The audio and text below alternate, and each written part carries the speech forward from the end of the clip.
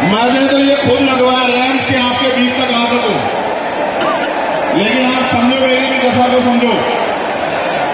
मुझे अपनी जान की परवाह नहीं, मेरी मौत कल क्या कि आज आ जाए, मुझे आपकी परवाह है। वरना मुझे आप लोग परेशानी होती, मुझे क्या कर पड़ता। आप अपनी जगहों पे बैठ जाओ, फिर से कह रहा हूं बैठ जाओ। मैं मानता हूं कि ग्राउंड छोटा पड़ गया, मैं मानता हूं, मैं आपकी बात को समझता हूं। मैं ये भी जानता हूं कि अगर गांधी का मैदान में रैली होती तो वो भी छोटा पड़ता है, लेकिन मैंने जो आपको सिखाया है, अगर आप उस पर नहीं काम करोगे तो नहीं बनेगी बात। जो लोग मुझसे प्यार करते हैं, 1 घंटा परेशानी झेल लो, क्या हो जाएगा। हम किसान मजदूर के बच्चे हैं, हम किसान सवेरे वर्ग के लोग हैं, हम वो लोग हैं जो सफाई का काम करते हैं, हम वो लोग हैं जो मजदूरी काम करते हैं, हम वो लोग हैं जो बिल्डिंगें बनाते हैं, हम लोग हैं जो खेतों में काम करते हैं। हमें आदत है परेशानियां सहने की, तो सह लो, क्या हो गया। अगर आप मेरे लिए कहे के बाद इतना नहीं कर सकते तो फिर क्या फायदा है। अगर आप बैठ जाओगे तो मैं अपनी बात रखूंगा, वरना वचन देता हूं कि अपनी बात नहीं रखूंगा। आप जानते हो मेरे नेचर को, मैं वचन लेके नहीं मुकरता हूं। अभी आपको तय करना है, इधर वालों को नहीं दे रहा हूं।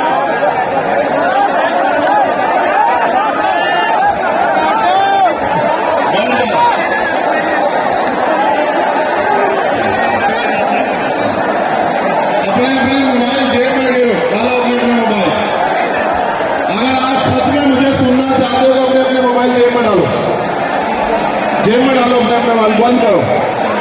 अगर आप मुझे सुनना चाहते हो तो अपने अपने मोबाइल जेब में डालो, फोन जेब में डालो, मुझे सुनो, यही सुनाओ, बैठो, फोन जेब में डाल के सुनो। कभी ऐसा नहीं होता, एक बार कह देता हूं ना माने, कभी नहीं होता। आज तक का रिकॉर्ड है, एक ये दोष है, ये अनुशासनहीनता है, मैं नहीं जानता।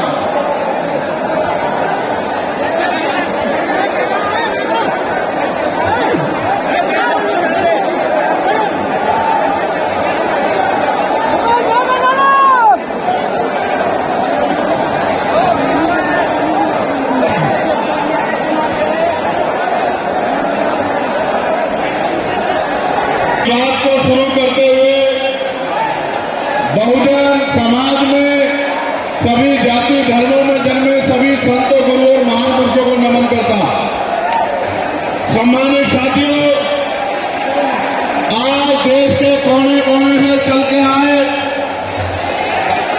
बहुजन समाज के बहादुर योद्धा इस मंच पर उपस्थित आजाद समाज पार्टी भीम आर्मी के सभी सम्मानित नेताओं, हमारे मिशन 78 अधिवक्ता मोर्चा, अनुशासन समिति, भीम आर्मी स्टूडेंट फेडरेशन और किसान मोर्चा, तमाम संगठनों के सम्मानित नेताओं, यहां उपस्थित हमारी मां बहनों, नौजवान साथियों और मुझसे बड़ी उम्र में बड़े सभी सम्मानित साथियों का मैं धन्यवाद करता हूं। आप जानते हो कि मैं आपसे हूं, आप जानते हो कि मैं जो कुछ भी हूं आपसे हूं। मैं कभी आपसे बड़ा नहीं हो सकता, आप मेरे लिए हमेशा वीआईपी हैं। जितना सम्मान मैं उस मंच पर बैठे लोगों को करता हूं, उससे ज्यादा सम्मान मैं आपका करता हूं। लेकिन मैं आपसे भी उम्मीद करता हूं, मैं आपसे भी उम्मीद करता हूं कि जैसे मंच पर बैठे जिम्मेदार के सम्मान के साथ, ऐसे ही आप लोग भी जिम्मेदारी से बैठे, तभी आपकी इज्जत बढ़ेगी। अगर आप इज्जत नहीं बढ़ाना चाहते तो मैं क्या कर सकता हूं बताओ। मेरा तो प्रयास है कि आप इज्जत के साथ आगे बढ़ना सीख जाओ।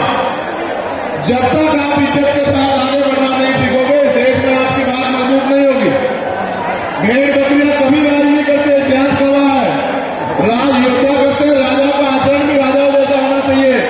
राजा गुलाटी मारते नहीं घूमते हैं, राजा राजा होता है। राजाओं का आचरण जब तक आप में नहीं आएगा, तब तक आप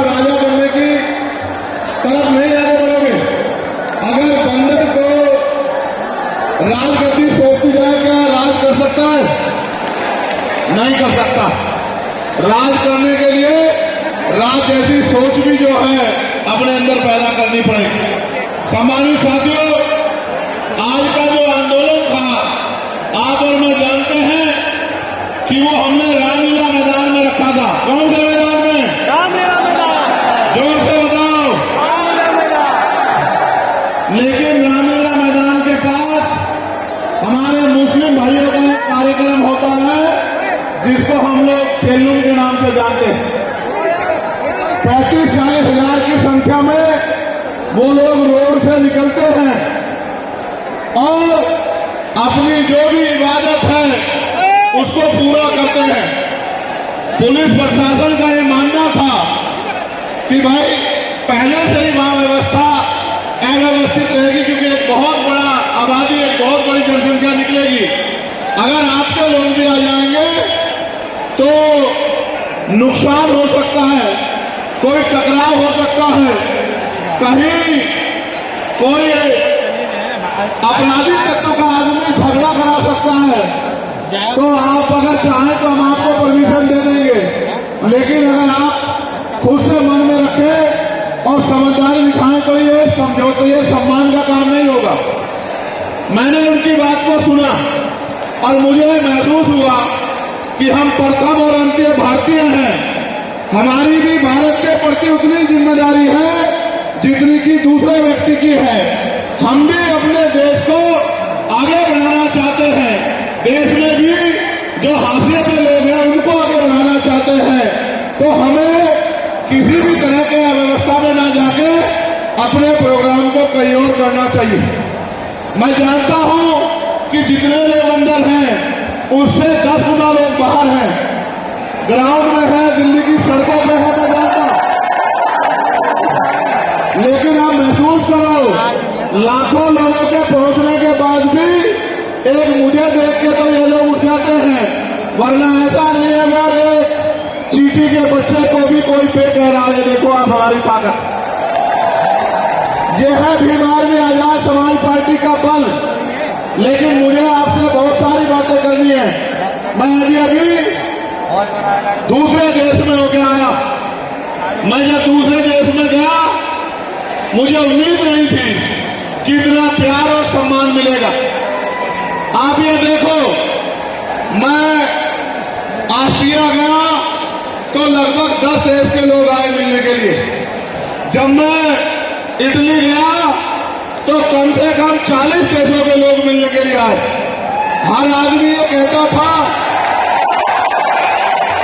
कि भैया मैं अपने राष्ट्र की तरफ से, अपने देश की तरफ से, वहां रहने वाले बहुजन समाज के लोगों की तरफ से पैगाम लेके आया हूं कि भाई चंद्रशेखर आजाद हमारे स्टेट में भी आए, हमारी कंट्री में भी पहुंचे और आगे अपनी बात को रखें। मैंने उनको कहा कि मैं आपके बीच भविष्य में आऊंगा, लेकिन अभी 11 तारीख को हमारी रैली है। लाखों लाखों की संख्या में हमारे लोग वहां पहुंचेंगे, तो मुझे पहले उनके बीच पहुंचना है, उसके बाद मैं समय निकाल के आऊंगा। उन्होंने मेरी बात को माना और 3 दिन का कार्यक्रम करके मैं फिर आपके बीच आ गया। जब यहां पहुंचा तो पता लगा परमिशन और इस तरह की व्यवस्थाएं खराब हो रही हैं। फिर मैं धन्यवाद दूंगा हमारी दिल्ली की टीम का, भाई हिमांशु जी का, भाई महेश जी का, उनके सभी साथियों का, जैन साहब का, कसाना जी का, जिन्होंने, समीर भाई का, जिन्होंने दिन रात एक कर दिया और इस परमिशन को करा के सीपी सिंह जी का इतना बढ़िया प्रोग्राम आप सब लोगों के लिए आयोजित किया। एक बार दोनों हाथ से तालियां बजा के दिल्ली की टीम का स्वागत करें। जब मैं दिल्ली का धन्यवाद कर रहा हूं तो देश भर में जहां से सबसे बड़ी ताकत हमें मिली है, मैं उत्तर प्रदेश की भी पूरी टीम का धन्यवाद करना चाहता हूं, क्योंकि हमारे हर एक आंदोलन में उत्तर प्रदेश अग्रणी रहता है। धन के आधार पर, संख्या के आधार पर उत्तर प्रदेश ने अपनी ताकत का एहसास पूरे देश को कराया है। तो मैं उत्तर प्रदेश के प्रदेश अध्यक्ष का, वहां हमारे राष्ट्रीय कमेटी के सभी साथियों का, जो राष्ट्रीय कोर कमेटी के लोग रहते हैं, प्रदेश के पदाधिकारियों का, जिला विधानसभा के संगठनों का, हमारे भीम आर्मी के प्रदेश अध्यक्ष जी का, सभी साथियों का भी बहुत बहुत धन्यवाद करता हूं। एक बार इनके लिए भी जोरदार ताली हो जाए।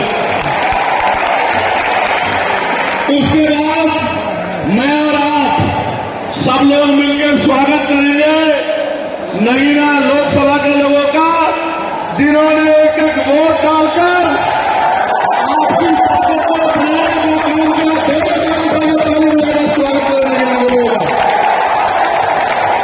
नगीना के लोगों का धन्यवाद कर दो। बताओ कर दो या नहीं कर दो? बताओ नगीना के लोग इज्जत करते या नहीं करते? बताओ नगीना के लोग का सम्मान करोगे नहीं करोगे? बताओ नगीना तुम्हारे दिल में है या नहीं है? बताओ। तो मैं नगीना के साथियों का भी बहुत बहुत धन्यवाद करता हूं। अब आज के जो आयोजक कमेटी है, मैं उनका भी धन्यवाद करता हूं। अब मैं आपसे आग्रह करूंगा कि मुझे आपसे बहुत जरूरी विषय पर बात करनी है। अगर आप बोलते रहेंगे या कोई भी शोर आएगा तो मेरी बात आप लोगों तक नहीं पहुंच पाएगी। इसलिए मैं आपसे आग्रह करूंगा कि आप शांत हो जाएं। ये जगह कम है, मैं जानता हूं, इस वजह से बार बार अव्यवस्था हो रही है। अगली बार हम जब राष्ट्रीय अधिवेशन करेंगे तो वो इससे बड़े वाले मैदान में, जहां 50,000 लोग बैठ सकते हैं, जो इसके बराबर में है, 15 मार्च को अगला कार्यक्रम हम लोग वहीं करेंगे।